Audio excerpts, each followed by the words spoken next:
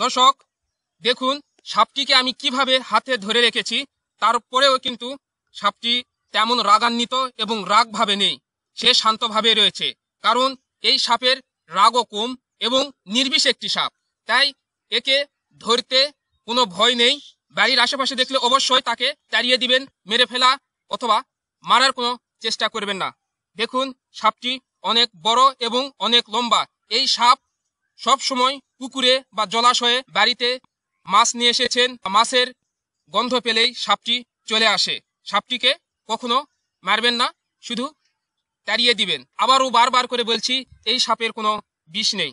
দর্শক দেখুন সাপটি, দেখুন হলুদ কালারের এই সাপ। সাপটি দেখলে আপনারা অবশ্যই বুঝতে পারবেন। আপনারা এতক্ষণ পর্যন্ত এই জল ঢোড়া সাপ সম্পর্কে জানলেন এবং বুঝলেন, তাই এই ভিডিওটি অন্যজনের কাছে শেয়ার করবেন।